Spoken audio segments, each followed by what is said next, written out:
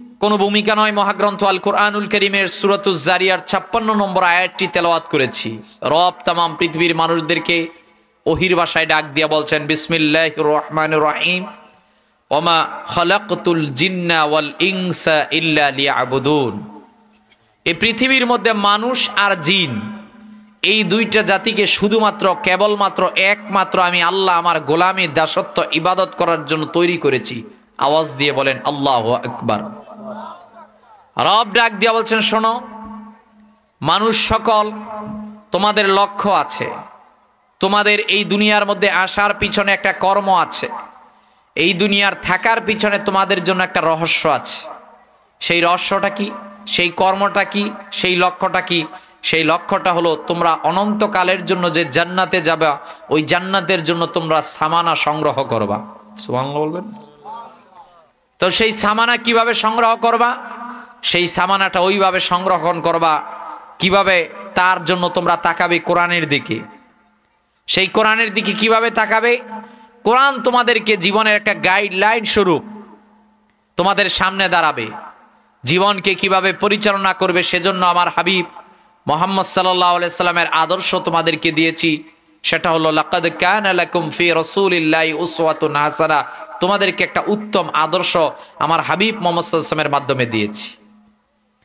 তোমরা এই জীবনকে পরিচালনা করতে গিয়ে কেউ 50, কেউ 60, কেউ 70 বছর হায়াত পাবা। জীবনের প্রথম সময়টাকে বলা হয় শৈশবকাল, দ্বিতীয় অপশনের সময়টাকে বলা হয় কৈশোরকাল। এই কৈশোরকাল থেকে আপনি যাবেন যৌবনকালের মধ্যে।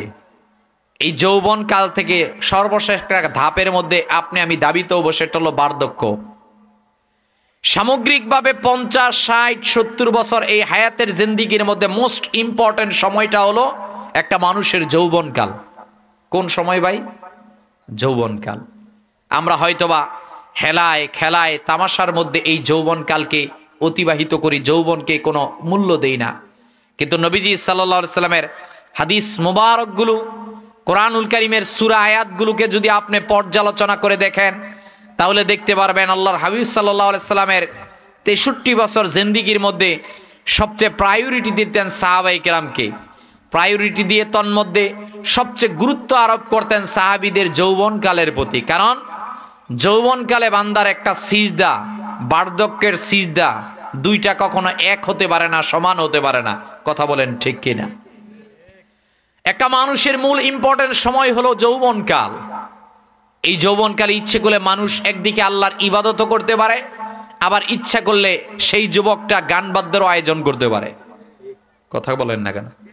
আজকে যদি অত্র এলাকার এই সারমপুর লতিফিয়া সমাজ সেবা পরিষদের এই যুবকগুলো, এই 45টা যুবক যদি আজকে এই জায়গার মধ্যে একটা গানের কনসার্টের ব্যবস্থা করতো, প্যান্ডেল আর কি আর 10 ডাবল বেশি লোক হতো।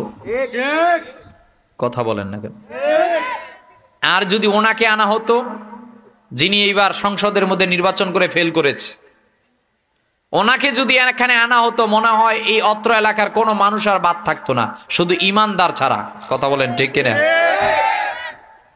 কিন্তু আফসোস তাদের জন্য যাদের সমাজের মধ্যে ওয়াজ মাহফিল সাজানো হয়, যাদের মা বাবা কবরের মধ্যে চলে গিয়েছে, যাদের সমাজে এত সুন্দর একটা প্ল্যাটফর্ম দাঁড় করানো হয়েছে, কিন্তু যারা আজকে এই মাহফিলের মধ্যে আসতে পারে নাই, আমি বিশ্বাস করি এদের কপাল ভালো না। কথা বলেন না কেন? আমি যুবকদেরকে অন্তঃস্থল থেকে মোবারকবাদ জানাই, যারা আজকে এত সুন্দর একটা জান্নাতি প্ল্যাটফর্ম সাজিয়েছেন। মনে রাখবেন, কোয়ালিটি আর কোয়ান্টিটি, সংখ্যা আর হলো দুইটার মাঝখানে, একটা হলো সংখ্যা, আরেকটা হলো সংখ্যার মাঝখানে কোনগুলোকে দিয়ে আপনার কাজ হবে, কোনগুলোকে দিয়ে আপনার উপকার হবে, কোয়ান্টিটি কার মধ্যে বেশি আছে, এইটাই মূল বিষয়। কথা বলেন ঠিক কিনা? লাখ লাখ হলো, আমাদের বদরে বেশি ছিল না, মাত্র 313 জন। কথা বলেন না কেন? আমরাই তো বদর, আমরাই তো উহুদ, আমরাই তো খন্দক, আমরাই তো স্পেন, আমরাই তো ভারত, সমগ্র জায়গার মধ্যে বিজয়ী হয়েছিলাম। একদিকে 313, আরেকদিকে তারা ছিল লক্ষ লক্ষ, তারা ছিল হাজার হাজার। এদের ধন বল, এদের সাম্রাজ্য, কোনো কিছুর অভাব ছিল না, কিন্তু তাদের কাছে ঈমান ছিল না। আমাদের কাছে আছে ঈমান। আমাদের কাছে আছে তাকওয়া ভীতি, আমাদের কাছে আছে আল্লাহর রাজি খুশি। কথা বলেন না কেন? তো সেই বিশ্বাস করি যেই সমাজের যুবকগুলো ইসলামের পক্ষে থাকবে, যেই সমাজের যুবকগুলো গানকে ডিলেট করে সমাজের মধ্যে ওয়াজ মাহফিল, তাফসিরুল কোরআন মাহফিল সাজাবে, ওই সমাজে আল্লাহ বরকত দান করে দিবেন। মনে রাখবেন, আল্লাহর হাবিব সাল্লাল্লাহু আলাইহি ওয়াসাল্লামের জামানার মধ্যে সর্বপ্রথম আল্লাহর হাবিব সাল্লাল্লাহু আলাইহি সাল্লাম মাত্র 25 বছর বয়সের মধ্যে একটা সংগঠনকে দাঁড় করেছিলেন, যেই সংগঠনটার নাম হলো হিলফুল ফুজুল। যে তৎকালীন জামানার মধ্যে কোন ব্যবসায়ী যদি আরব দিয়ে যেত, ব্যবসায়ীগুলো নিরাপদ ছিল না। ওই সমাজের মধ্যে অসহায় মানুষগুলোকে দেখার কেউ ছিল না। ওই সমাজের মধ্যে মানুষগুলোকে শুধুমাত্র জুলুম আর নির্যাতন করা হতো। ঠিক ওই সময়ের মধ্যে আল্লাহর হাবিব সাল্লাল্লাহু আলাইহি সাল্লাম আরবের যুবকদেরকে একত্রিত করে হিলফুল ফুজুর প্রতিষ্ঠা করলেন। এই সংগঠনের যুবকরা, তাদের চিন্তা টেন্ডেন্সি থাকবে, তাদের সমাজের মধ্যে কোনো সুদের কারবার থাকবে না। এই যুবকদের লক্ষ্য উদ্দেশ্য থাকবে, প্রচন্ড শীত অবস্থার মধ্যে তার সমাজের মধ্যে একটা লোক বস্ত্র হারা অবস্থায় থাকবে না। কোনো একটা লোক যদি বস্ত্র অবস্থায় থাকে, বস্ত্রহীন অবস্থায় থাকে, যুবকেরা মানব সেবাকে প্রথম সামনে নিয়ে হিলফুল ফুজুলকে গঠন করে বা এই রকমের সংগঠন তৈরি করে তার সমাজে যারা নিপীড়িত থাকবে, তার সমাজে যারা অসহনীয় অবস্থার মধ্যে থাকবে, তাদের খেদমত করবে। কথা বলেন না কেন? এই যুবকদের চিন্তা টেন্ডেন্সি থাকবে, সে একটা এমন সমাজ গঠন করবে যেই কথা আল্লাহ বলেছেন, ওয়া ইয ক্বালা রাব্বুকা লিল মালাইকাতি ইন্নী জাইলুন ফিল আরদি খলিফা। যে পৃথিবীর মধ্যে আমি খলিফা প্রেরণ করব। ফেরেশতারা বাধা দিয়েছিলেন, আল্লাহ কাদেরকে তৈরি করবেন? এরা তো দুনিয়ার মধ্যে গিয়ে ফাসাদ তৈরি করবে। আজকে অত্র এলাকার এই যে যুবকেরা, এই সারমপুর লতিফিয়া সমাজ সেবা পরিষদের উদ্যোগে এই যুবকেরা এই ওয়াজ মাহফিল সাজিয়েছেন, আমি বিশ্বাস করি আল্লাহ ফেরেশতাদেরকে ডাক দিয়ে এমন হতে পারে, ও ফেরেশতারা তোমরা বাধা দিয়েছিলা, কিন্তু না, সারমপুর লতিফিয়া সমাজ সেবার পরিষদের যুবকেরা আজকে আমার অবাধ্য হয় নাই, তারা আজকে একটা ওয়াজ মাহফিল সাজিয়েছে। কথা বলেন ঠিক কিনা? তাহলে হিলফুল ফুজুরের আদর্শকে আমরা সামনে নিয়ে আমাদের কর্মপদ্ধতি 1 নাম্বার হবে, আমরা অসহায়দেরকে সাহায্য করব। আমাদের কর্মপদ্ধতি হবে সমাজে শান্তি প্রতিষ্ঠা করব। আমাদের কর্মপদ্ধতি এইটা হবে সমাজের মধ্যে সাম্প্রদায়িকতার মধ্যে না গিয়ে একটা অসাম্প্রদায়িক সমাজ ব্যবস্থা আমরা উম্মতকে, পৃথিবীবাসীকে দিব, যেই সমাজের মধ্যে খুন খারাপি থাকবে না, যেই সমাজের মধ্যে খারাপি থাকবে না, যেই সমাজের মধ্যে শুধুমাত্র থাকবে মানুষের কল্যাণ আর উপকার। কথা বলেন ঠিক কিনা? আমাদের কাজ হবে দুনিয়ার মধ্যে মানুষের কাছে মাশহুর হওয়া নয়, আমাদের কাজ হবে আল্লাহর কাছে মকবুল হওয়া। কথা বলেন ঠিক কিনা? তাহলে যুবক ভাইয়ের, আমরা আজকের এই ওয়াজ মাহফিল থেকে আমাদের লক্ষ্য ঠিক করছি, আমরা কোথায় ছিলাম, কোথায় যাব, আমরা এই প্রশ্নটা বিবেকের মধ্যে ধাক্কা দিব। আমরা ছিলাম আলমে আরওয়ার মধ্যে, আলাস্তু বিরব্বিকুম, আমরা বলেছিলাম বালা আপনি রব। আমরা দুনিয়ার মধ্যে এসেছি, এটা আমাদের স্থায়ী বাড়ি নয়, আমাদের স্থায়ী বাড়ি হলো জান্নাত। কথা বলেন ঠিক কিনা? 3 নাম্বার, এই হিলফুল ফুজুর বা এই রকমের সংগঠন তৈরি করে আমরা দিনের জন্য এমন কিছু নিবেদিত প্রাণ, এমন কিছু নিবেদিত কর্মী তৈরি করব যাদের লক্ষ্য উদ্দেশ্য 1 নাম্বার জানবে, 2 নাম্বার গবেষণা করবে, 3 নাম্বার তারা আমল করবে, 4 নাম্বার তারা তাবলীগ করবে। কেন তাবলীগ করার তাদের লক্ষ্য উদ্দেশ্য হলো একটা সুন্দর সমাজ বিনির্মাণ করা। কথা বলেন ঠিক কিনা? 4 নাম্বার, এই যুবকদের উদ্দেশ্য হবে সমাজের মধ্যে জ্ঞানের ছয় লাভ করা। যেখানে মানুষ জ্ঞান অর্জন করতে পারে না, সেখানে আমরা জ্ঞানের প্রতি তাগাদা দিব। এর পরবর্তীতে আমাদের দায়িত্ব হলো সমাজের মধ্যে আল্লাহ রাসূল সাল্লাল্লাহু আলাইহি ওয়াসাল্লামের আদর্শ প্রতিষ্ঠা করা। এক সময় সমাজের মানুষ প্রতি বৃহস্পতিবার বাড়ির মধ্যে জলসা করত, মাসে একবার বাড়ির মধ্যে হালকার অনুষ্ঠান করত, বছরে একবার সমাজের মধ্যে মাহফিলের ওয়াজ করত। এই রকমের চিন্তা টেন্ডেন্সি সমাজের মধ্যে, যেই যুবকেরা হাতের মধ্যে নিয়ে কাজকে সামনে নিয়ে এগিয়ে যাবে, আমি বিশ্বাস করি ওই সমাজের মধ্যে আল্লাহ বরকত নাজিল করবেন। তাহলে সেই ধরনের একটি সমাজ আমরা চাই কি চাই না? কারা কারা চাই? 2 হাত তুলে দেখাই। নারায়ে তাকবীর, নারায়ে রিসালাত, আল্লাহ আমাদের প্রত্যেককে কবুল আর মঞ্জুর করেন, এক সকলে বলেন আমিন। প্রিয় হাজরিন, গভীর মনোযোগ। কেন আল্লাহ রাব্বুল আলামিন আমাদেরকে তৈরি করলেন? কোরআনুল কারীমটা আপনি খুলে দেখেন। এই দুনিয়ার মধ্যে মौज মাস্তির জন্য আল্লাহ প্রেরণ করেন নাই। ওয়া ইয ক্বালা রাব্বুকা লিল মালাইকাতি ইন্নী জাইলুন ফিল আরদি খলিফা।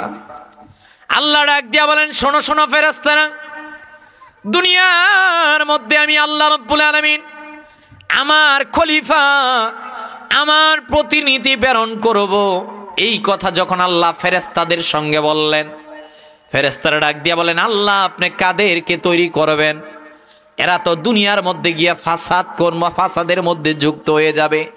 এরা তো দুনিয়ার মধ্যে গিয়ে আপনাকে ভুলে যাবে। এরা দুনিয়ার মধ্যে গিয়ে আপনার কথা স্মরণ করবে না। আমার আল্লাহ ডাক দিয়া বলেন, শোনো শোনো, তোমাদেরকে জানিয়ে দিলাম আমি আল্লাহ রাব্বুল আলামিন সব কিছুর উপর জ্ঞানবান। আমি আল্লাহ রাব্বুল আলামিন যেই সিদ্ধান্ত নেই এইটাই চূড়ান্ত। হুয়াল আউয়ালু ওয়াল আখিরু ওয়াজ জাহিরু ওয়াল বাতিনু। আমি আল্লাহ ছিলাম, আমি আল্লাহ আছি, আমি আল্লাহ থাকবো। তোমাদেরকে জানিয়ে দিলাম জিন জাতিদেরকে তৈরি করেছি, আর আমার ইবাদত করে নাই। এই কারণে বুঝি তুমি তাদেরকেও বাধা দিতে চাও রে ফেরেশতারা? হে আল্লাহ, এই কারণেই তো আমরা বাধা দিতে চাই। আমার আল্লাহ ডাক দিয়া বলেন, শোনো শোনো, এই প্রতিনিধিরা দুনিয়ার মধ্যে যখন যাবে, এরা হবে আশরাফুল মাখলুকাত। এরা হবে দুনিয়ার মধ্যে আমার প্রতিনিধি। এরা দুনিয়ার মধ্যে গিয়ে এক নাম্বার এদের কাজ হবে আমি আল্লাহর ইবাদত করা। সুবহানাল্লাহ কইতেন না? ইয়া আইয়ুহান নাসু উবুদু রাব্বাকুমুল্লাযী খালাকাকুম ওয়াল্লাযীনা মিন ক্বাবলিকুম লাআল্লাকুম তাত্তাকুন। আমার আল্লাহ কোরআনুল ভাষায় ডাক দিয়া বলেন, ইয়া আইয়ুহান নাস, হে মানুষেরা, উবুদু, তোমরা আল্লাহর ইবাদত করো। রব্বাকুম, তোমাদের রবের। আল্লাহ রাব্বুল আলামিন এক নাম্বার ডাক দিয়া বলেন, আমার বান্দাদের দুনিয়ার মধ্যে এক নাম্বার দায়িত্ব হলো তারা গোলামি দাসত্ব করবে একজনের। তিনি কে? আসতে বলবেন না, তিনি কে? এক নাম্বার তাদের কাজ হলো আমি আল্লাহর ইবাদত করবে। দুই নাম্বার তাদের কাজ হলো দুনিয়ার মধ্যে আমার প্রতিনিধি হিসাবে জমিনের মধ্যে আমি আল্লাহর হুকুমতকে তারা প্রতিষ্ঠিত করবে। আওয়াজ দিয়ে বলেন আল্লাহু আকবার। শুধু তাই নয়, তিন নাম্বার আল্লাহ আমাদেরকে কাজ দিয়েছেন। আমরা হলাম কুনতুম খায়রা উম্মাতিন উখরিজাত লিন-নাস। আমাদেরকে আল্লাহ রাব্বুল আলামিন দায়িত্ব দিয়েছেন, এই যে একটা পৃথিবীর মধ্যে আপনি আমি বসবাস করতেছি, এই পৃথিবীকে বিনির্মাণ করা, পৃথিবীর মধ্যে মানবতা প্রতিষ্ঠা করা, পৃথিবীর মধ্যে যারা অসহায় অবস্থার মধ্যে রয়েছে তাদেরকে সাহায্য করা। সমাজের মানুষ যদি সুদ খায়, সমাজের মানুষ যদি ঘুষ খায়, সমাজের মানুষ যদি অন্যায় করে, আরে মুসলমান, দুনিয়ার মধ্যে প্রতিনিধি হিসাবে আপনার দায়িত্ব আছে। দুনিয়ার মধ্যে প্রতিনিধি হিসাবে আপনি বাধা দিবেন। যদি বাধা দিতে পারেন, আপনি নবীজির সাচ্চা উম্মত। কথা কন না কে? কিন্তু আপনি যদি চুপ থাকেন, আপনি হলেন মুনাফিক। আপনার নাম কিস্তে মুসলমান। আমি বিশ্বাস করি অন্যায় দেখে যদি আপনি তার বিরোধিতা না করেন, আল্লাহর কাঠ গড়ায় দাঁড়িয়ে আপনি মুক্তি পেতে পারবেন না। সম্ভব নয়। আমাদেরকে তৈরি করা হয়েছে এক নাম্বার আল্লাহর ইবাদত করার জন্য। দুই নাম্বার আল্লাযীনা ইম্মাক্কান্নাহুম ফিল আরদ। আল্লাহ বলছেন, যদি আমি জমিনের মধ্যে আমার প্রতিনিধিদেরকে রাষ্ট্র ক্ষমতায় বসাতাম, এরা পৃথিবীর মধ্যে আমার খেলাফত প্রতিষ্ঠা করত, এরা জমিনের মধ্যে আমার আইন বাস্তবায়ন করত। তিন নাম্বার এদের কাজ হলো এরা পৃথিবী বিনির্মাণে কাজ করবে। সুবহানাল্লাহ বলবেন না? আমার নবীজি সাল্লাল্লাহু আলাইহি ওয়াসাল্লাম দুনিয়ার মধ্যে আগমন করে এট ফার্স্ট নারীদেরকে মর্যাদা দিলেন। কথা কন না কে? আমার নবীজি সাল্লাল্লাহু আলাইহি ওয়াসাল্লাম আগমন করে আরববাসীদেরকে ডাক দিয়ে বললেন, শোনো, তোমরা বংশে মর্যাদা নিয়ে তারতম্য করো। শোনো, তোমরা অনারবদেরকে তুচ্ছ তাচ্ছিল্য করো। শোনো, তোমরা নারীদেরকে জ্যান্ত পুঁতে ফেলো। শোনো, তোমরা তোমাদের মধ্যে মানবতা নাই। আমি জানিয়ে দিলাম, Islam does not go after your bodies Allah and appearances but he can see your heart. আল্লাহ তাআলা তোমাদের কে আরব, কে অনারব, কে ধনী, কে সাদা, এগুলোকে আল্লাহ রাব্বুল আলামিন দেখবেন না। আল্লাহ রাব্বুল আলামিন দেখবেন কে মুসলিম, কে মুমিন, কে তাকওয়াবান, কে মুহসিন, কে কত বেশি আল্লাহর কাছে, এইটাকে আল্লাহ দেখবেন। কথা বলেন ঠিক কিনা? আমাদের কাজ পৃথিবী বিনির্মাণে কাজ করা। কথা কোন ঠিক কিনা? পৃথিবী বিনির্মাণে যারা সেই ইসলামের সোনালী যুগ থেকে আজ পর্যন্ত ভূমিকা রেখেছে, তার মধ্যে যদি ইতিহাসের কাঠগড়ায় দাঁড় করানো হয় সকল শ্রেণীদের মধ্যে, তার মধ্যে হলো পৃথিবীর মধ্যে ইতিহাস পরিবর্তনের ক্ষেত্রে কাজ করেছে এই যুবকেরা। কথা কোন না কে? একজন সাহাবী মুসাব ইবনে উমাইর, আম্মার ইবনে ইয়াসির, হযরত উসামা, হযরত ওমর, এই রকমের সাহাবীরা যারা যৌবন কাল থেকে সম্পূর্ণ ইসলামের জন্য বিলিয়ে দিয়েছে, আর আল্লাহ তাদেরকে স্বর্ণালী অক্ষরে গোটা পৃথিবীবাসীর কাছে তাদের নামকে লিপিবদ্ধ করে দিয়েছেন। কথা বলেন ঠিক কিনা? এজন্য যুবকদের মর্যাদা আছে। সহিহ বুখারীর হাদিস, সাবআতুন ইউজিল্লুহুমুল্লাহু ফি জিল্লিহি ইয়াওমা লা জিল্লুহু ইল্লা জিল্লুহু। দয়াল নবীজি সাল্লাল্লাহু আলাইহি ওয়াসাল্লাম ডাক দিয়ে বলছেন, আল্লাহ তাআলা 7 শ্রেণীর লোকদেরকে আল্লাহর আরশের নিচে স্থান করে দিবেন। তন্মধ্যে এক শ্রেণী হলো যারা যৌবন কাল থেকে আল্লাহর পথে অতিবাহিত করবে, যৌবন কালে আল্লাহর ইবাদত বন্দেগী করবে। কথা বলেন ঠিক কিনা? আল্লাহর হাবিব সাল্লাল্লাহু আলাইহি সাল্লামের সাহাবী,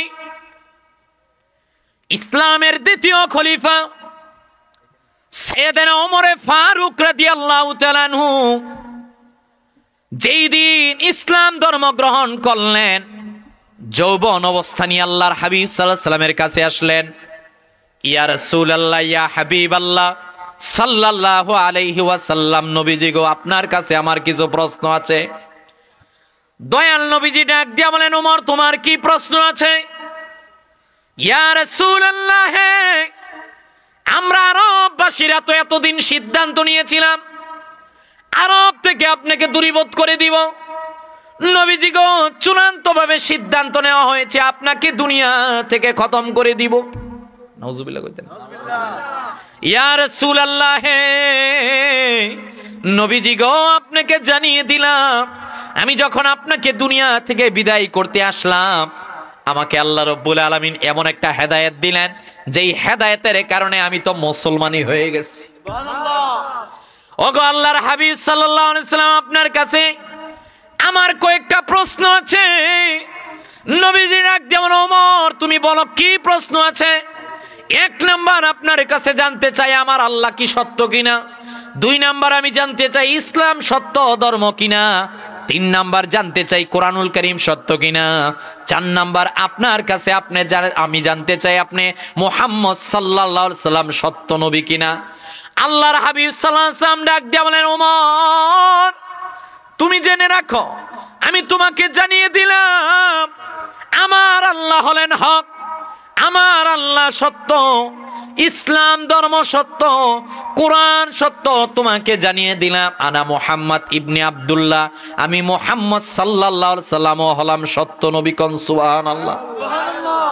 সাইয়েদনা ওমর বলছেন, হুজুর যদি ইসলাম সত্য হয়, যদি কোরআন সত্য হয়, যদি আল্লাহ সত্য হয়, যদি আপনি মুহাম্মদ সাল্লাল্লাহু আলাইহি ওয়াসাল্লাম সত্য হন, তাহলে আর কেন আমরা আরবের মধ্যে গোপনীয়ভাবে ইসলামের দাওয়াত দিব? আজকে থেকে আরববাসীদেরকে আমি জানিয়ে দিতে চাই, আজকের পর যদি কেউ হাতের মধ্যে তরবারি নিয়ে আপনার বিরুদ্ধে হুঙ্কার দিতে চায়, আমি ওমরের তরবারি আর কোষবদ্ধ থাকবে না। আমি ওমরের তরবারিটা ওই ব্যক্তির শরীর থেকে মাথার মাঝখানে আঘাত দিয়ে আপনার বিরুদ্ধে স্লোগান দেওয়ার কারণে তাকে আমি দুনিয়া থেকে খতম করে দিব। বলেন আল্লাহু আকবার। হযরত ওমর তাগড়া যুবক, যৌবন কালের মধ্যে চলে আসলেন। ওমরকে আটকানোর কেউ নাই। এবার প্রকাশ্যভাবে আজান হচ্ছে, সুবহানাল্লাহ বলবেন না?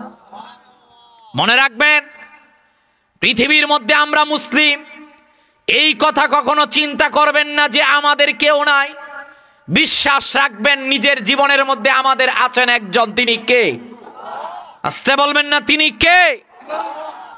আপনারা দেখেছেন কয়েকদিন পূর্বে আমাদের পার্শ্ববর্তী দেশ ভারতের মধ্যে মুসলিমদের ঐতিহ্যধন্য একটা মসজিদ ছিল, মসজিদটার নাম বাবরি মসজিদ।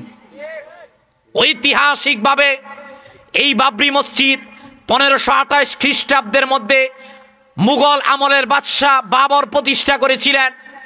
সেই কালের আবর্তনে বাবরি মসজিদ দাঁড়িয়েছিল, কিন্তু কট্টরপন্থী হিন্দুরা কয়েকদিন আগে সেই বাবরি মসজিদটাকে ভেঙে সেই জায়গার মধ্যে রাম মন্দির তৈরি করেছে। কথা বলেন ঠিক কিনা? মুসলিম, বিশেষ করে ভারতের ল হলো, আইন হলো, কোন জায়গার মধ্যে যদি কোনো ধর্মীয় প্রতিষ্ঠান দাঁড় হয়ে যায় সেই ধর্মীয় প্রতিষ্ঠান ভাঙ্গা যাবে না। তাহলে আমাদের 200 কোটি মুসলমানদের প্রশ্ন, এই জায়গার মধ্যে, যেই জায়গার মধ্যে ভারতের আইন হলো, যেই জায়গায় ধর্মীয় প্রতিষ্ঠান দাঁড়িয়ে থাকবে ওটাকে ভাঙ্গা যাবে না, তাহলে কেন মুসলিমদের ঐতিহাসিক ঐতিহ্যধন্য সেই বাবরি মসজিদকে ভাঙ্গা হয়েছে? মুসলিমরা তার জবাব চাই। কথা বলেন ঠিক কিনা? মুসলিমদের সেই ঐতিহ্যধন্য ঐতিহাসিক যে বাবরি মসজিদটাকে ভাঙ্গা হয়েছে, সেই মসজিদের মধ্যে যে প্রথম আঘাত করে মসজিদটাকে ধ্বংস করার জন্য চেষ্টা করেছিল তার নাম বলবীর সিং। আপনি গুগলের মধ্যে সার্চ দিয়ে দেখবেন যে বাবরি মসজিদের মধ্যে প্রথম আঘাতকারী অবস্থা কি। সেই বলবীর সিং কিন্তু মুসলমান হয়ে গিয়েছে। সুবহানাল্লাহ বলবেন না? তাহলে যারা আজকে মুসলিমদের সেই বাবরি মসজিদকে রাম মন্দিরে রূপান্তরিত করেছে তাদেরকে জানিয়ে দিতে চাই যে হায়া সুফিয়া মসজিদ, যেটা বাইজেন্টাইন আমলের মধ্যে প্রতিষ্ঠিত হয়েছিল, কামাল আতাতুর্ক এসে সেই মসজিদকে জাদুঘরে রূপান্তরিত করে দিয়েছিল।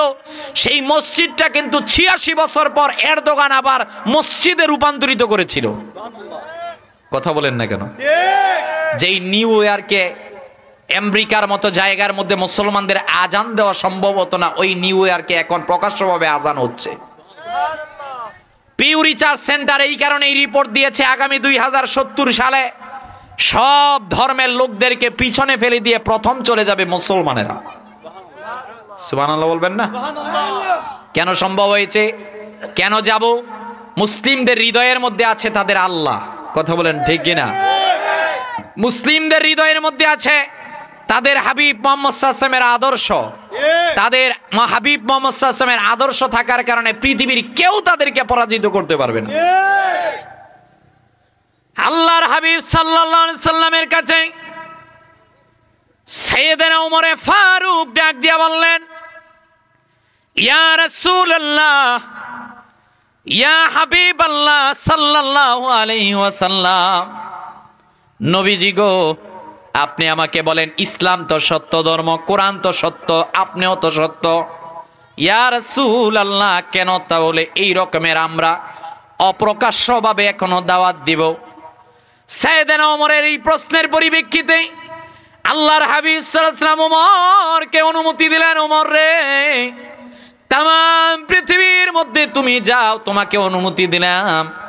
আল্লাহর হাবিবের প্রশ্নের উত্তর পেয়ে ওমর ডাক দিয়ে বলেন, শোনো শোনো আরববাসীরা, এখন থেকে আর ইসলামের দাওয়াতটা গোপনীয় ভাবে হবে না, এখন থেকে ইসলামের দাওয়াতটা হবে প্রকাশ্যভাবে। বলেন আল্লাহু আকবার। এই ওমর ছিলেন যৌবনকালের মধ্যে। শুধু তাই নয়, যুবকদের মর্যাদা বর্ণনা করতে গিয়ে, যৌবনকালের গুরুত্ব বুঝাতে গিয়ে আল্লাহর হাবিব সাল্লাল্লাহু আলাইহি সাল্লামের হাদিস বর্ণিত, হাদিসটা ইমামে তিরমিজি বড় চমৎকার করে নকল করেছেন।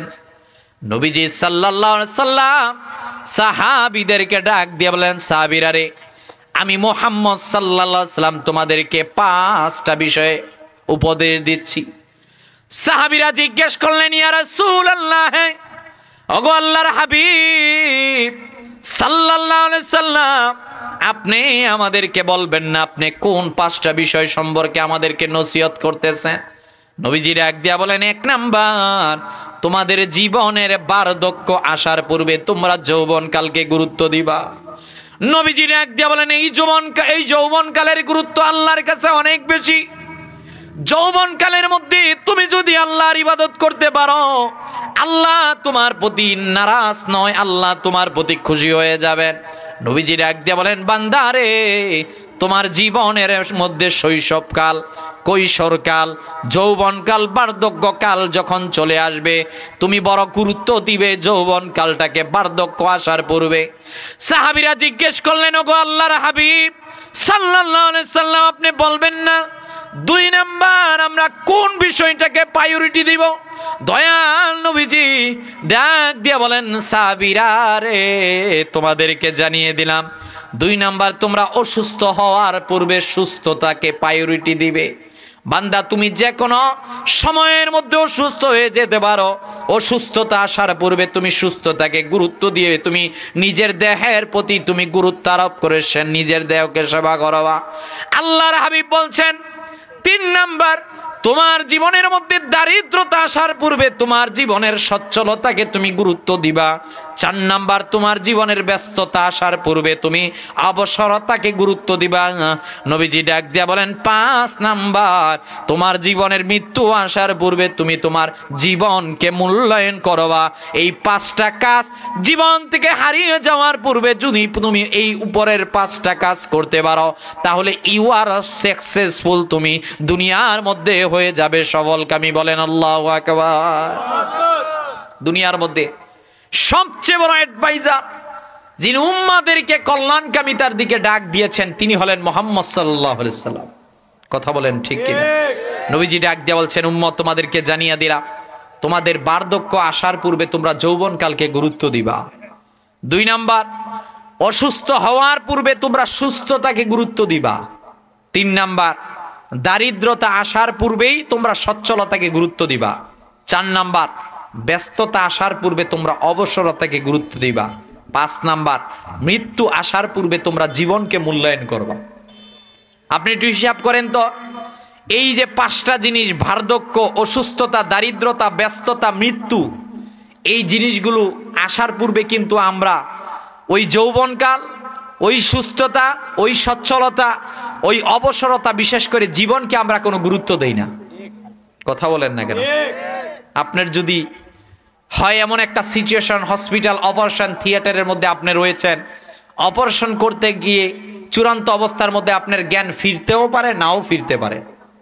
কথা বলেন ঠিক কিনা? ওই মুহূর্তের মধ্যে আপনি বুঝবেন আপনার জীবনের কত গুরুত্ব আছে, আপনার জীবনের কত মহত্ব, আপনার জীবনের কত তাৎপর্য। কথা বলেন ঠিক কিনা? প্রিয় হাজরিন, আমি যুবক ভাইদের উদ্দেশ্যে বলতে চাই, যুবক ভাই, এই যৌবন কালটাকে হেলায় খেলায় তামাশার মধ্যে কাটানো যাবে না। এই যৌবন কালটাকে গুরুত্ব দিতে হবে। কথা বলেন ঠিক কিনা? যৌবন কালকে গুরুত্ব দিলে খুশি হবেন একজন, তিনি কে? শুধু তাই নয়, আল্লাহর হাবিব সাল্লাল্লাহু আলাইহি সাল্লাম সাহাবায়ে কেরামদেরকে ডাক দিয়ে বলেন, এ সাহাবীরা, তোমরা জেনে রাখো আমি মুহাম্মদ সাল্লাল্লাহু আলাইহি সাল্লাম তোমাদেরকে জানিয়ে দিলাম, in the day of judgment, ইয়াউমুল আখিরাত বলে এমন একটা দিবস প্রত্যেকের জীবনের মধ্যে আসবে, যেই আখিরাতের ময়দানে আল্লাহ রাব্বুল আলামিন বান্দাকে 5টা প্রশ্ন জিজ্ঞেস করবেন। আওয়াজ দিয়ে বলেন কয়টা? এমন কারো দুঃসাহস নাই, এমন কারো সাহস নাই যে আখিরাতের ময়দানে আল্লাহর কাঠগড়ায় দাঁড়িয়ে ওই 5টা প্রশ্নের উত্তর না দিয়ে 1 কদম সামনে যাবে। আল্লাহু আকবার। আপনি ভাববেন না যে আখিরাতের ময়দানে আপনার টাকা পয়সা আপনার কাজে আসবে। কথা কোন না? টাকা পয়সা কাজে আসবে না, ধন দৌলত কাজে আসবে না, আপনার 20 তলা বিল্ডিং না 50 তলা বিল্ডিং এগুলো কাজে আসবে না। ওই দিন কাজে আসবে ইন্নাল্লাযীনা আমানু ওয়া আমিলুস সলিহাত। ওই দিন কাজে আসবে আপনার আমার জন্য ঈমান আর আমল। কথা বলেন না কেন? এজন্য গর্ব কিসের ভাই আমাদের, অহংকার কিসের? আজকে মারা গেলে আগামীকালকে হয়তোবা সকলে আপনারা আমার নামকে স্মরণ করবে, কিন্তু 3-4 দিন যাওয়ার পর সবাই আপনাকে আমাকে ভুলে যাবে। দেখেন না আজকে এখানে এমন হতে পারে, এখানে যদি একটা লোক হঠাৎ করে বাড়িতে যাওয়ার মুহূর্তের মধ্যে রাস্তার মধ্যে স্ট্রোক করে ইন্তেকাল করে, হতে পারে কি পারে না? এই যে আমি ঢাকার উদ্দেশ্যে যাব, এমনও হতে পারে, আল্লাহ না করুক, আল্লাহ হেফাজত করুক, এমনও হতে পারে রোড অ্যাক্সিডেন্টে আমরা মারাও যেতে পারি। কথা বলেন না কেন? হায় হায়, আপনার এলাকার আব্দুর রহমান যদি মারা যায় আজকে রাত্রেবেলা 12টার সময়, 2টার সময়, কালকে 6:30টার সময় মসজিদ থেকে এলান হবে অত্র এলাকার আব্দুর রহমান ইন্তেকাল করেছে। আব্দুর রহমান তো আবার কারো নাম নাই, এটা উদাহরণ দিতেছি আর কি। এক জায়গার মধ্যে ওয়াজ করছি, পরে ডাক দেখো, হুজুর আমি তো বাচ্চা আছি, আপনি কি বলে নিতে? আমি যে বিষয়টা বুঝাতে যাচ্ছি আপনাদেরকে, সকালবেলা 6:30টার সময় আপনার মসজিদের মাইক থেকে এলান হবে অত্র এলাকার আব্দুর রহমান গত রাত্রে ইন্তেকাল করেছে। 6:30টার সময় এলান হলে 7টার সময় মসজিদের খাটটা আপনার বাড়ির মধ্যে যাবে। হায় রে দুনিয়া, হায় রে দুনিয়া, হায় রে দুনিয়া। 7টার সময় খাট যাবে, আপনাকে শেষবারের মতো একটা গোসল দেওয়া হবে। ওই গোসলটা দামি কোনো পানি দিয়ে হবে না, ওইটা হবে আপনার বাড়ির টিউবওয়েল দিয়ে। ওইটা কোনো সাধারণ পাতা হবে না, ওইটা হবে বড়ই পাতা দিয়ে। গোসল যখন হয়ে যাবে, অত্র এলাকার এই বাজার থেকে আপনার জন্য একটা কাপড় ক্রয় করা হবে। এইটা আপনার জীবনের শেষ কাপড়। এমনও দিন যেত আপনার 3.5 হাত বডির মধ্যে সবচেয়ে দামি কাপড়টাকে আপনি ব্যবহার করতেন। কত দামি যে আমি সবচেয়ে দামি কাপড় না পরলে এলাকার লোক আমাকে কি বলবে। হায় হায়, আপনার শেষ বেলার সঙ্গী হবে ওই সাদা একটা কাপড়, যেই কাপড়ের মধ্যে কোনো দাগ নাই, যেই কাপড়ের মধ্যে কোনো কালার নাই, এটা হলো শুধুমাত্র সাদা সাদা সাদা। হায় হায়, 8টার সময় আপনাকে লাশের মধ্যে মুড়িয়ে রেখে দেবে কাঠের মধ্যে। 1টার সময় আপনাকে ঈদগাহের মধ্যে নিয়ে যাওয়া হবে। 2টার সময় ঈদগাহের মধ্যে জানাজার নামাজ শেষ হবে। যেই জানাজার নামাজে 4 ভাগ লোক অংশগ্রহণ করেছিল, যারা আপনাকে বলতো বন্ধু আমরা তো আছি, বন্ধু তুমি টেনশন করবে না, আমরা তোমার জন্য আছি। জানাজার নামাজ শেষ হতে দেরি হবে, 4 ভাগে 3 ভাগ লোক বাড়িতে যেতে দেরি হবে না। জানাজার খাট কবর পর্যন্ত যাবে। বন্ধু কয়েকজন হয়তোবা খাটের সঙ্গে সঙ্গে কবরস্থান পর্যন্ত যাবে, কিন্তু ওই বন্ধুরা একজন আরেকজনকে ফিস ফিস করে মস্কারা করতে থাকবে। আরে চলে গেছে, চলে যাবে, কিন্তু তার বিবেকের মধ্যে একবারও ধাক্কা দেয় নাই যে আসরের পর ওই খাটে আমিও যেতে পারি। বিবেক ধাক্কা দেয় না। আমাদের মন শক্ত হয়ে গেছে, আমাদের চোখ দিয়ে আজকে কান্না করলো চোখে পানি আসে না। আমাদের মধ্যে অহংকার, একজন আরেকজনে ভালো দেখতে পারি না। হ্যাঁ, এই সংগঠন সারমপুর লতিফিয়া সমাজসেবা পরিষদ মাহফিল করেছে, আমরা তাকে ভালো জানি না। কথা কন না গে? সে মাহফিল করেছে, করুক, তারটা যাব না। কথা কন না গে? এর নাম হিংসা। কথা কন না গে? যে হিংসা করবে আল্লাহ তাআলা তার অস্তিত্বকে এই পৃথিবী থেকে বিলীন করে দিবেন। এর জন্য হিংসা নয়। এমন একটা সমাজের চিন্তা আমরা করি যেই সমাজটা আধুনিকতা থাকবে ঠিক, কিন্তু ওই সমাজের মধ্যে আল্লাহর হুকুমত থাকবে। তাহলে আমরা কোথায় রয়েছি? আমাদের কাছে কি আছে? আছে শুধু হিংসা, গীবত, পরনিন্দা। কথা বলেন না? হায় হায়, যেই বন্ধু আজকে এখান থেকে মাহফিল থেকে বাড়ি যাওয়ার সময় বলবে বন্ধু আমি তো আছি, কালকে ক্রিকেট খেলবো বন্ধুকে, আগামীকাল সিলেট শহরে যাব বন্ধু, এই এই ইত্যাদি ইত্যাদি করব বন্ধু, আর 10 দিন পরে আমরা কক্সবাজার ঘুরতে যাব। কত প্ল্যানই তো 2 বন্ধু মিলে করেছিলেন, কিন্তু ভাগ্যের কি বিষয়, আজকে ওই বন্ধুটা কবরে চলে গেছে। গত রাত 2:30টার সময় যেই বন্ধু ইন্তেকাল করছে, আজকে 2:30টার সময় ওই বন্ধুটা কবরের মধ্যে চলে গেছে। বন্ধুর সাথী দুনিয়ার কেউ নয়, বন্ধুর সাথী বন্ধু একাই। এজন্য দুনিয়া বড় স্বার্থপর জিনিস ভাই। দুনিয়া সবাই বলবে আপনার সাথে আছে, কিন্তু আসার সময় আপনি খালি হাতে এসেছেন, আবার যাওয়ার সময় আপনি খালি হাতে যাবেন। তাহলে উচিত কি? আমাদের উচিত দায়িত্ব কর্তব্য হলো এইটা, যে সেই সমাজের মধ্যে থেকে আমরা মানুষের প্রতি পরনিন্দা করব না, গীবত করব না, সমাজের মধ্যে অন্যায় খারাপ কাজের মধ্যে থাকবো না। আমরা সমাজের মধ্যে শান্তি প্রতিষ্ঠা করব, মানুষের কল্যাণকামিতা হব। আমরা এমন একটা আদর্শ সমাজের মধ্যে রাখতে চাই যাতে একটা বিধর্মীয় দেখে বলে সে হলো মুহাম্মদ সাল্লাল্লাহু আলাইহি ওয়াসাল্লামের উম্মত। কথা কন নাকি? তাহলে প্রিয় হাজিরিন, দুনিয়া বড় স্বার্থপর জায়গা। এই দুনিয়ার সবাই আপনাকে বলবে আপনার সাথে আছে। ওরে ভাই, দুনিয়া থেকে যখন চলে যাবেন সবাই আপনাকে কবরের মধ্যে রেখে চলে আসবে। আপনি আসার সময় ওকে আসলেন, যাওয়ার সময় ওকে গেলেন। হায়রে দুনিয়ার এই রঙ্গমঞ্চ থেকে কি নিয়ে গেলেন? নবীজি ডাক দিয়া বলেন, কুন ফিদ দুনিয়া কা আন্নাকা গারিব আও আবিরিন সাবির। তোমরা হলে একটা আগন্তুক মুসাফিরের মতো। এই দুনিয়া আখিরাতের জিন্দেগি, এই দুনিয়া জান্নাতের জীবনের তুলনায় কিছুই না, কিছুই না, কিছুই না। বান্দারে, তোমাদেরকে যে আল্লাহ রাব্বুল আলামিন এই দুনিয়ার মধ্যে দিয়েছেন, কেউ 30 বছর, কেউ 40 বছর, কেউ 50 বছর, কেউ বা 60 বছর হায়াত পেয়েছ।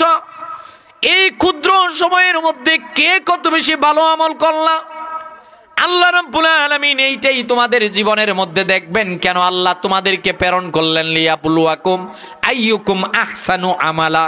আল্লাহ তোমাদেরকে পরীক্ষা করার জন্য দুনিয়ার মধ্যে প্রেরণ করেছেন। আল্লাহর হাবিব ডাক দিয়া বলেন, সাহাবীরা নেই আখিরাতের ময়দানের মধ্যে কোন একটা বান্দা আল্লাহর সামনে 5টা প্রশ্নের উত্তর না দিয়ে সামনে যেতে পারবে না। এর মধ্যে আল্লাহ রাব্বুল আলামিন এট ফার্স্ট বান্দাকে যেই বিষয়টা সম্পর্কে জিজ্ঞেস করবেন সেই বান্দার বিষয়টা হলো, বান্দারে তুমি তোমার জীবনের হিসাবটা আমি আল্লাহর কাছে দাও। কথা কর না কেন? নবী সাল্লাল্লাহু আলাইহি ওয়াসাল্লাম বলছেন, শোনো, আল্লাহ 5টা বিষয় সম্পর্কে সকলকে জিজ্ঞেস করবেন। 1 নাম্বার, তোর জীবনের হিসাব আমি আল্লাহর কাছে দেই। We have to give an account of every moment of our life to Allah. আমি বিশ্বাস করি আমার জীবনের প্রতিটা মুহূর্তের হিসাব দিতে হবে। একজনের কাঠগড়ায় আমাকে দাঁড়াতে হবে, তিনি কে? আল্লাহ। 1 নাম্বার। 2 নাম্বার, দয়াল নবীজি সাল্লাল্লাহু আলাইহি ওয়াসাল্লাম বলছেন 2 নাম্বার বান্দাকে আল্লাহ রাব্বুল আলামিন জিজ্ঞেস করবেন, এই বান্দা তোর যৌবনকালের হিসাব আমি আল্লাহর কাছে দেই। এজন্য ইয়ত শ্রেণী যারা আছেন, যুবক ভাইরা যারা আছেন, আমি মোবারকবাদ জানাই, আপনারা এখানে মাহফিল সাজিয়েছেন। আপনার ইচ্ছে করলে এখানে গানের কনসার্ট সাজাতে পারতেন, কিন্তু আল্লাহ আপনাদেরকে ভালোবাসেন, পছন্দ করেন, এই কারণে ভালো ভালো কাজগুলো করার জন্য আল্লাহ আপনাদেরকে কবুল করতেছেন। আল্লাহ আরো বেশি বেশি ভালো কাজ করার জন্য তৌফিক দীক্ষা দান করুক, সকলে বলেন আমিন। কিন্তু আমি যেই বিষয়টা বুঝাতে চাচ্ছি ভাই, যুবক ভাই, তোমার যৌবনের হিসাবটাও আল্লাহর কাছে পুঙ্খানুপুঙ্খানুভাবে দিতে হবে। কথা বলেন না? 3 নাম্বার, নবীজি ডাক দিয়া বলছেন, তুমি কোন পথে তোমার সম্পদগুলোকে আহরণ করেছ? সম্পদ আহরণ আপনি করতে পারবেন। আপনি যদি চান দুনিয়া দুনিয়া দুনিয়া আমার লাগবে, আল্লাহ আপনাকে দুনিয়া দিবেন, তাহলে তো আপনি দুনিয়ার মধ্যেই শান্তি পেয়ে গেলেন। আখিরাতের অনন্ত জীবনের শান্তি আপনি খুঁজে পাবেন না। কথা কন নাকে? এরে ভাই, এমন একটা জান্নাতের সুসংবাদ আল্লাহ দিয়েছেন, লাহুম জান্নাতুন তাজরি মিন তাহতিহাল আনহার। এমন একটা জান্নাতের কথা বলেছেন, ফিরদাউসি নুজুলা।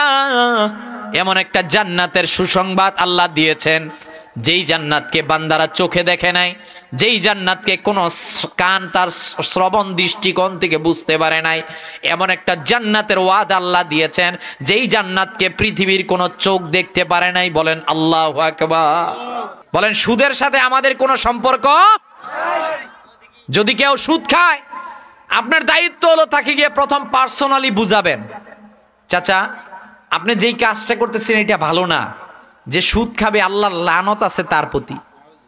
মনে রাখবেন, পৃথিবীর 800 কোটি মানুষ যদি আপনার পক্ষে থাকে, আপনি একা যদি 800 কোটি মানুষকে আপনার পক্ষে নেন, আল্লাহকে নারাজ করেন, আল্লাহ তাআলা এমন এক কুদরতি কিক আপনাকে দিবেন, যেই কুদরতি কিকের কারণে আপনার অস্তিত্বকে আল্লাহ বিলীন করে দিবেন। আপনার দায়িত্ব, যুব সমাজের দায়িত্ব, ওলামায়ে কেরামদের দায়িত্ব হলো ওই ব্যক্তিটাকে পার্সোনাল ভাবে বুঝানো যে সুদ খেলে আল্লাহ জাহান্নাম দিবেন, সুদ খেলে লানত, সুদ খেলে পরিবারের সুখ নাই, সুদ খেলে কবরের শাস্তি, সুদ খেলে আখিরাতের ময়দানে আল্লাহ নারাজ হয়ে যাবেন, সুদ খেলে আমার মুহাম্মদ সাল্লাল্লাহু আলাইহি ওয়াসাল্লাম আমাদের প্রতি বেজার হয়ে যাবে। কথা বলেন ঠিক কিনা? সমাজকে আপনি যদি সুদ মুক্ত করতে পারেন, এই সমাজের মধ্যে আল্লাহ রাব্বুল আলামিন শান্তি দিবেন। কথা কর না কে? ঘুষ খাওয়া তো জায়েজ নাকি? মাতো না কে রে? সুদ যেমনি ভাবে হারাম, ঘুষও অনুরূপ ভাবে হারাম। শুধুমাত্র নেশা খাওয়া জায়েজ, ইয়াবা বাবা টাবা খাওয়া জায়েজ নাকি? আমার ইয়ত ভাই, যুবক ভাইদেরকে বলছি, যুবক ভাই, তুমি জাতির শ্রেষ্ঠ সন্তান। তোমার হাত ধরে রাশিয়ান বিপ্লব, ফরাসি বিপ্লব, ভারতীয় উপমহাদেশের ইতিহাস পর্যালোচনা করলে, এমনকি বদর, উহুদ, খন্দক, রাসূল সাল্লাল্লাহু আলাইহি ওয়াসাল্লামের সব জামানাগুলোকে দেখলে, পর্যালোচনা করলে দেখা যায় যে যুবকদের হাত ধরেই পৃথিবীর ইতিহাসের বিপ্লব হয়েছে। কথা বলেন ঠিক কিনা? এজন্য আজকে আমাদের স্বাধীন সার্বভৌম এই বাংলাদেশকে কলঙ্কিত করার জন্য এক শ্রেণীর লোকেরা যে উঠে পড়ে লিখেছে, তারা চায় এই দেশের যুবকদেরকে বিপদগামী করার জন্য। এরা সহজ করে হাতের মধ্যে ইয়াবা বাবা ঢুকিয়ে দিয়েছে। কেন খাও তুমি? কিন্তু যে ইয়াবা বাবা খাবে, যার জীবনে নেশা ঢুকে যাবে, যার জীবনে জুয়া ঢুকে যাবে, যার জীবনের মধ্যে এই সমস্ত হারাম ঢুকে যাবে, আমি বিশ্বাস করি তার জীবনে কখনো শান্তি আসবে না। তার সমাজের লোক তাকে ভালো চোখে দেখবে না, তার রাষ্ট্র তাকে ভালো চোখে দেখবে না, আর ইসলাম তো তাকে অবশ্যই নিন্দা করে। কথা বলেন না কেন? কিন্তু না, আমরা বলি নিন্দা আমরা তখন করব যখন লাস্ট অপশনে চলে যাবে। আমাদের প্রথম কাজ হলো যেই লোকটা বিপদগামী তাকেই আমি প্রথম কাফের ফতুয়া দিব না। কথা কর না কেন? প্রথম আমার কাজ না তাকে জাহান্নামে পাঠা, প্রথম আমাদের কাজ হলো তাকে বুঝানো। কথা কর না কেন? আমাদের আজকে সবচেয়ে বড় দোষ, একটা লোক বিপদগামী, প্রথমেই আমি বলে দিলাম সে জাহান্নামী। কথা কর না কেন? তাহলে আপনি আমি কিসের উম্মতি মুহাম্মাদি? আপনি আমি কেমন নবীজির আদর্শ হৃদয়ের মধ্যে ধারণ করি? যেই নবীজি সাল্লাল্লাহু আলাইহি ওয়াসাল্লামের আদর্শ ছিল সুন্নতে উসওয়াতে মুতাহহারা, যেই নবীজি সাল্লাল্লাহু আলাইহি ওয়াসাল্লাম এসেছেন দুনিয়ার মানুষদেরকে জাহান্নামে নেওয়ার জন্য নয়, যেই নবীজি এসেছেন পৃথিবীর মানুষদেরকে জান্নাতে নেওয়ার জন্য। আমরা প্রথম সমাজের মধ্যে একটা লোক যদি বিপদগামী হয়ে যায় তাকে প্রথম বুঝাবো। কথা কর না কেন? সেও আমার ভাই। কথা বলেন। এমনকি একটা বিধর্মী হলে তার কাছে আমি তাবলীগ করব। তাবলীগ কোনটা? তাবলীগ ওইটা, হ্যাঁ মসজিদের মধ্যে যারা করে এটা তো তালিম। তাবলীগ হলো ওইটা, আপনি আমি যদি বিধর্মীর কাছে গিয়ে সত্যিকার ইসলামের দাওয়াত দিতে পারি। কথা বলেন ঠিক কিনা? আমি আমার বিধর্মী ভাইকে বুঝাবো, মানা না মানা তার বিষয়। কথা বলেন না কেন? একজন সমাজের মধ্যে বিপদগামী আছে, একটা যুবক খারাপ পথের মধ্যে আছে, আমি যুবক ভাইকে বুঝাবো, ভাই তুমি ইসলামের পথে চলে আসো। সে যদি ফার্স্ট চান্স, দ্বিতীয় চান্স, থার্ড চান্স, তিনটা অপশনে বুঝানোর পর যদি সে বিপদগামী হয়ে যায়, তখন তার বিরুদ্ধে আমি চূড়ান্তভাবে অ্যাকশন নিব। কথা বলেন না কেন? কিন্তু আমি প্রথমেই কাউকে জাহান্নামে পাঠাবো না। আমার কাজ প্রথমেই কাউকে গুমরাহি বানানো নয়, আমার কাজ প্রথম হলো তাকে বুঝানো। তাহলে যুবক ভাই, ইয়াবা বাবা খাওয়া যাবে না। কথা বলেন, খাওয়া যাবে না? খাওয়া যাবে না। যুবক ভাই, চোখের হেফাজত করতে হবে, জ্ঞান আহরণ করতে হবে, রাত্রে বেলা সিজদা দিতে হবে, তাহলে পৃথিবীর সব শক্তি তোমার কদমের মধ্যে লুটিয়ে পড়বে। কথা বলেন ঠিক কিনা? তাহলে প্রিয় হাজরিন, ওই জায়গার মধ্যে আল্লাহ রাব্বুল আলামিনের কাছে জীবনের সম্পদ কোন পথে আহরণ করেছি জবাব দিতে হবে। 4 নাম্বার, সম্পদ কোন পথে ব্যয় করেছি তার হিসাবও দিতে হবে।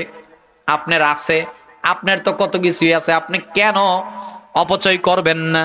এই চিন্তা যদি আনেন, আল্লাহ তাআলা আপনার প্রতি নারাজ হয়ে যাবেন।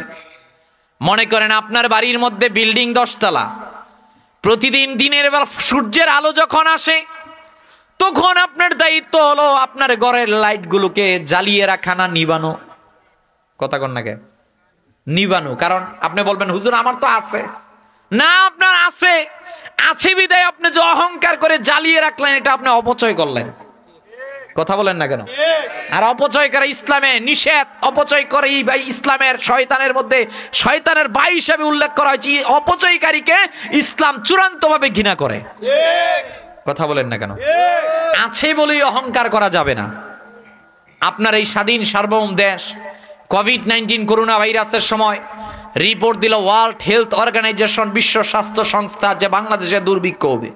কেন? এই দেশের মধ্যে এটা দারিদ্র সীমার নিচে বসবাস করতেছে, এই দেশে কিছুই নাই।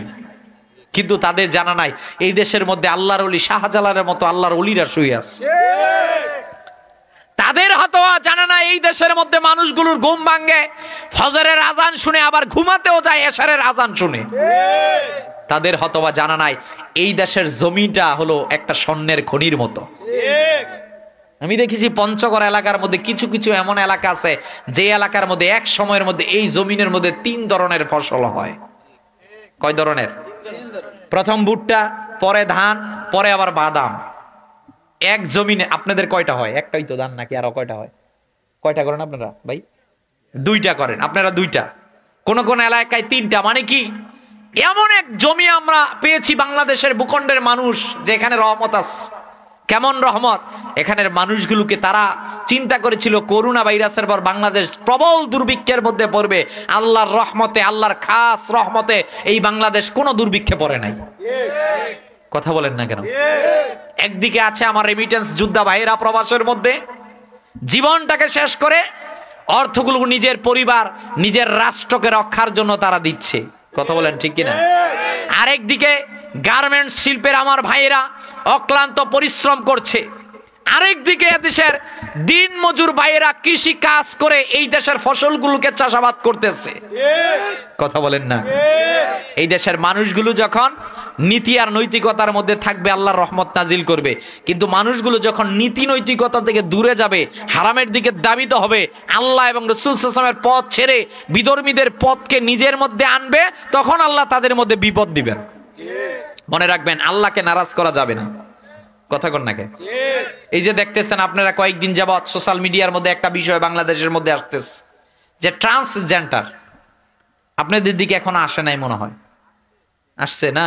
সোশ্যাল মিডিয়া তো এরকমের না যে ইন্ডিয়ায় যেটা চলে এটা বাংলাদেশে চলে না, না সব একই একই। তারা আদতে এই ট্রান্সজেন্ডারের নামে যেই জিনিসটাকে প্রতিষ্ঠা করতে চাচ্ছে সেটা হলো সমকামিতা। নাউজুবিল্লাহ বলবেন না? সোজা কথা, এখানে তো শ্রদ্ধাভাজন অনেকে আছে, আমি সোজা ভাষায় বলি, একটা পুরুষ আর নারী ইজাব কবুলের মাধ্যমে তারা বিবাহ বন্ধনের মধ্যে আবদ্ধ হয়। কথা বলেন ঠিক কিনা? কিন্তু সমকামিতা তো ওইটা যে পুরুষে পুরুষে বিয়ের মধ্যে আবদ্ধ হওয়া। নাউজুবিল্লাহ বলবেন না? মনে রাখবেন, হযরতে লূত আলাইহিস সালাতু ওয়াস সালামের জাতির প্রতি আল্লাহ নারাজ হয়েছিলেন এই সমকামিতার জন্য। এমনকি আসমান থেকে ফেরেশতা আসলো, ফেরেশতাদের সাথেও তারা এই সমকামিতার জন্য যুক্ত হতে চেয়েছিল। আল্লাহ এত নারাজ হয়েছেন যে উপর থেকে আগুন পাঠিয়ে তাদেরকে ধ্বংস করে দিয়েছেন। আজকেও দাঁড়িয়ে রয়েছে ডেড সি। কথা কন না কে? এজন্য হিজরা এটা ভিন্ন বিষয়, আর ট্রান্সজেন্ডার সেটাও ভিন্ন বিষয়। এত কথা বলতে পারবো না, সময় শেষ। এতটুক বুঝাতে চাচ্ছি যে বাংলাদেশ 90% মুসলিমদের দেশ। এই দেশের মধ্যে পশ্চিমাদের সমকামিতা এই দেশের মধ্যে আমরা আবাদ করতে চাই না। এই দেশের মধ্যে আমরা চাই কোরআনের কথাগুলো হবে। এই দেশের মধ্যে আমরা চাই মুসলিমরা তাদের ধর্ম পুঙ্খানুপুঙ্খানুভাবে পালন করবে। কথা কোন ঠিক কিনা? কিন্তু এর বিরুদ্ধে যাবেন আল্লাহ বেজার হয়ে যাবেন, এর বিরুদ্ধে যাবেন আল্লাহ এমন গজব দিবেন, এই গজব থেকে আমরা বাঁচতে পারবো না। কথা কোন ঠিক কিনা? তাহলে 4 নাম্বার আল্লাহ রাব্বুল আলামিন জিজ্ঞেস করবেন, এ বান্দা তুমি তোমার সম্পদগুলো কিভাবে ব্যয় করেছো আমার কাছে হিসাব দাও।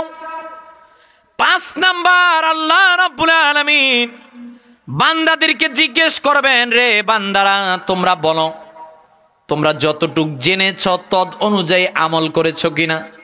নবীজি সাল্লাল্লাহু আলাইহি সাল্লামের সাহাবী হযরতে আবু হুরায়রা একদিন কান্না করতেছে। সাহাবী আবু হুরায়রাকে জিজ্ঞেস করলেন, বাইরে কেন কান্না করতেছো? তিনি ডাক দিয়া বলেন, আমি আল্লাহর হাবিব সাল্লাল্লাহু আলাইহি সাল্লামের কাছ থেকে এমন একটা হাদিস শরীফ শুনেছি, যেই হাদিস শরীফটা শোনার পর আমার হৃদয়ের মধ্যে একটা দাগ কেটেছে। বলল, কি দাগ কেটেছে?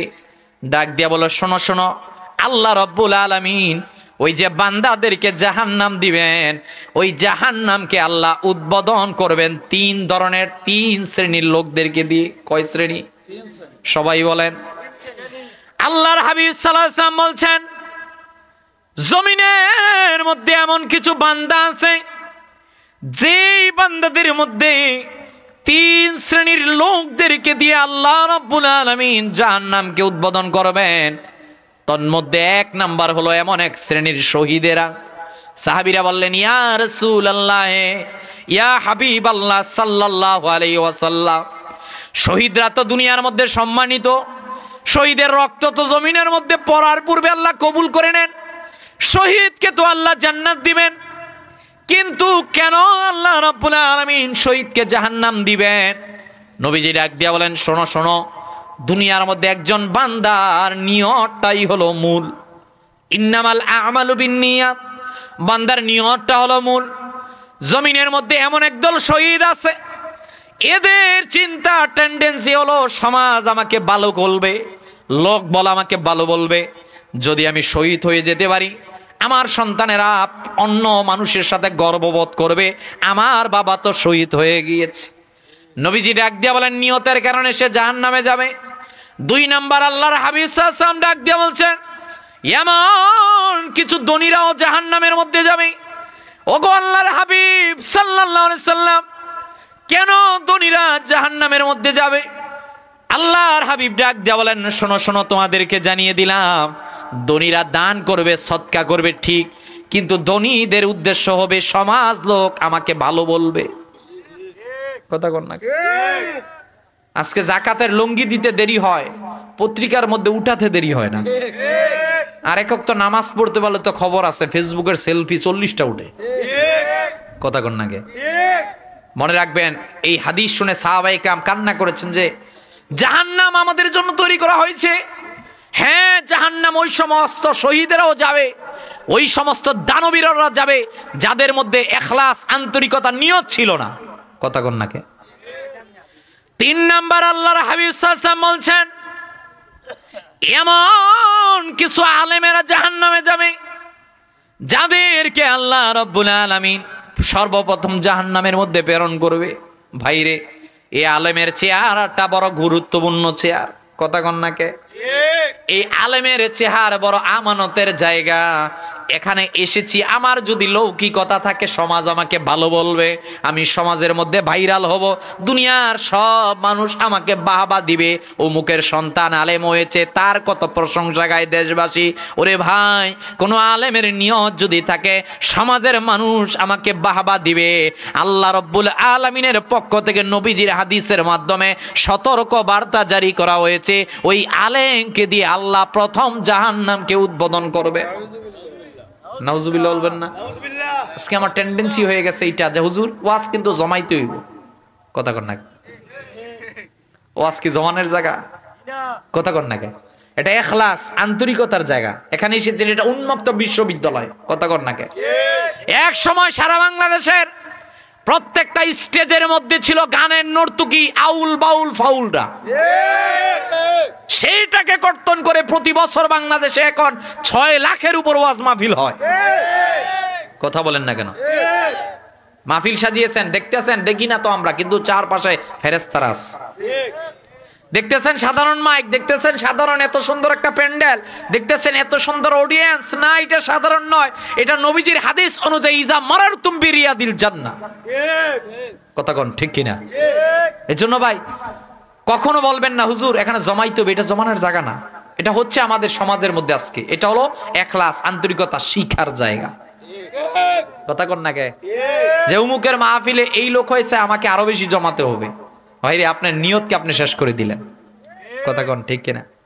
নিয়তই মূল। নিয়ত ছাড়া পৃথিবীর মধ্যে সফলকামী হতে পারবেন না। এজন্য 5 নাম্বার আল্লাহর হাবিব সাল্লাল্লাহু আলাইহি ওয়াসাল্লাম ডাক দিয়ে বলছেন, শোনো, 5 নাম্বার হলো দুনিয়ার মধ্যে তারা যাদেরকে আল্লাহ রাব্বুল আলামিন জিজ্ঞেস করবেন যতটুকু জেনেছ তদ অনুযায়ী কি আমল করেছ। এই প্রশ্নের দ্বার প্রান্তে আল্লাহর সামনে আমাদেরকে দাঁড়াতে হবে। কথা বলেন ঠিক কিনা? তাহলে সাইয়েদনা ওমর ফারুক ডাক দিয়ে বলেন, ইয়া রাসূলুল্লাহ সাল্লাল্লাহু আলাইহি ওয়াসাল্লাম, আমি যৌবন কালের মধ্যে এসেছি, এখন থেকে ইসলামের দাওয়াত আর অপ্রকাশ্যভাবে হবে না, ইসলামের দাওয়াত হবে প্রকাশ্যভাবে। ইসলামের মধ্যে শাইন করেছে এই যুবকেরা। আসহাবে কাহাফের জীবনীটা কোরআনুল কারীম কুলে কুলে পড়বেন। প্রতি জুমাবার সূরাতুল কাহাফ তেলাওয়াত করেন। শুধু আরবিতে তেলাওয়াত করলেন বিষয়টা এরকমের নয়, বাংলায় পড়ে পড়ে দেখবেন যেই যুবকগুলো যেই ভূখণ্ডের মধ্যে ছিল, যৌবন কালের মধ্যে ছিল, যখন তারা আরাম আয়েশ মौज মাস্তি ফুর্তির মধ্যে থাকতো, কিন্তু ওই যুবকেরা ওই সময়ের মধ্যে আল্লাহকে চিনে বাদশার সামনে ডাক দিয়া বলেছিল, জীবন দিব কিন্তু ঈমান দিব না। কথা কোন না? জীবন দিব কিন্তু ঈমান দিব না। এটা যুবকদের একটা কনসেপ্ট হওয়া উচিত। কথা বলেন ঠিক কিনা? শুধু তাই নয় প্রিয় হাজরিন, আমার নবীজি সাল্লাল্লাহু আলাইহি সাল্লাম ডাক দিয়ে বলেন, সাহাবীরা রে, আনা মুহাম্মদ ইবনে আব্দুল্লাহ সাল্লাল্লাহু আলাইহি ওয়াসাল্লাম, তোমাদেরকে জানিয়ে দিলাম, তোমাদের দায়িত্ব আছে, কর্তব্য আছে। ওরে যুবক ভাই, ওয়াজ তো প্রতি বছর অনেক হয়, আমি একটু ওয়াজ তোমাদেরকে দিতে চাই। এমন একটা জীবন আমরা গঠন করব, দুনিয়া থেকে বিদায় নিব আমরা হাসতে হাসতে, পৃথিবী যাতে আমাদের জন্য কান্না করে। কথা কন্যাকে, দুনিয়া থেকে আমরা বিদায় নিব ঠিক, দুনিয়ার মানুষগুলো আমাদের জন্য আফসোস করবে, হায় রে হায়, এই যুবকটা তো অনেক ভালো ছিল। আকাশ বাতাসের মধ্যে একটা প্রভাব পড়বে তোমার চলে যাওয়ার কারণে। স্যার আইজ্যাক নিউটন একটা তথ্য দিয়েছিল, every action has a reaction. প্রত্যেক জিনিসের একটা প্রতিক্রিয়া আছে। কথা কন না? এই যে লাইট জ্বলতেছে, এই লাইটের একটা প্রতিক্রিয়া আছে কিনা? আলোকে বিচ্ছিন্ন করে এখানে সাদা ফকফকে হয়ে গেছে। নিউটন একটা তত্ত্ব আবিষ্কার করেছে, every action has a reaction. প্রত্যেক জিনিসেরই প্রতিক্রিয়া আছে। কথা কর যুবক ভাই, যৌবন কালের মধ্যে যদি একটা ইবাদত হয় এটার প্রতিক্রিয়া আছে। তুমি যদি একটা ভালো কাজ করে যেতে পারো, এই যে আজকে যারা কবরবাসী, এই কবরবাসীর জন্য এখানে দোয়া হচ্ছে, দোয়া হবে। এই কবরবাসীরা কবরের মধ্যে থেকে চাচ্ছেন যে এইটাই, ও আমার ছেলে সন্তানেরা দুনিয়ার মধ্যে কেন আরেকটা বেশি সেজদা দিলাম না, কিন্তু তোমরা আজকে ভালো কাজ করতেছ। এটা তাদের জন্য কল্যাণকর, এটা তাদের জন্য মঙ্গলজনক, এটা তাদের জন্য উৎসাহের বিষয়। কিন্তু আপনি ভালো কাজ করলেন না যুবক ভাই, আপনি সমাজের মধ্যে কল্যাণকামিতার দিকে ধাবিত হলেন না, এটা আপনার আমার জন্য বিপদ আসতে পারে। কথা কোন ঠিক কিনা? এজন্য এই যুবকদের হাতকে আমরা সম্প্রসারিত করব, এই যুবকদের হাতকে শক্তিশালী করব। যুবকেরা এই মাহফিল সাজিয়েছে, যেমনি ভাবে পিছনেও সাজিয়েছে, সামনেও সাজাবে ইনশাআল্লাহ। বলবেন না? আরো আওয়াজ দিয়ে বলেন ইনশাআল্লাহ। এদেরকে উৎসাহ দিব আমরা, যুবকদেরকে, যুবককে এত উৎসাহ দিব সে যাতে বেশি বেশি সমাজের মধ্যে ভালো কাজ করে। কথা কোন ঠিক কিনা? আমার নবীজি সাল্লাল্লাহু আলাইহি সাল্লামের একজন সাহাবী, সাহাবীর নাম মুসআব ইবনে উমাইর। যৌবন কালের মধ্যে সাহাবী অতিবাহিত করছেন। আরবের মধ্যে সবচেয়ে ধনীর সন্তান ছিলেন মুসআব ইবনে উমাইর। মুসআব ইবনে উমাইর যখন দুনিয়া থেকে চলে যাবেন, ওনার জীবনীটা যদি আপনি একবারের জন্য দেখেন, ও যুবক ভাই, আজকে নিজের ঘড়িটা যদি ব্র্যান্ডের না হয়, কত কথাই তো আমরা বলি। নিজের শরীরের কাপড়টা যদি দামি না হয়, মন ভরে না। বাবাকে কত ধরনের কথা বলি, বাবা আমার চাচাতো ভাই অমুক একটা দামি পোশাক পরিধান করেছে, আমি কেন দামি পড়তে পারবো না? সে সিলেট থেকে ক্রয় করেছে, আমি ঢাকা থেকে ক্রয় করব। প্রয়োজনে আমি বাজারটা লন্ডনের মধ্যে গিয়ে করব। কথা বলেন ঠিক কিনা? আমার নবীজি সাল্লাল্লাহু আলাইহি সাল্লামের সাহাবী হযরতে মুসআব ইবনে উমাইর রাদিয়াল্লাহু তাআলা আনহু, আল্লাহর হাবিব সাল্লাল্লাহু আলাইহি সাল্লাম যখন আরবের মধ্যে আগমন করলেন, মুসআব ইবনে উমাইর আল্লাহর হাবিব সাল্লাল্লাহু আলাইহি সাল্লামের কাছে গেলেন। নবীজি সাল্লাল্লাহু আলাইহি সাল্লামের কাছে গিয়ে ডাক দিয়ে বললেন, ইয়া রাসূলুল্লাহ, ইয়া হাবিবাল্লাহ সাল্লাল্লাহু আলাইহি সাল্লাম, এই যে আমার দুইটা হাত, এই দুইটা হাত আপনার কাছে দিলাম, আপনি এই মুহূর্তের মধ্যে আমাকে কালেমা পড়ে মুসলমান বানিয়ে দেন।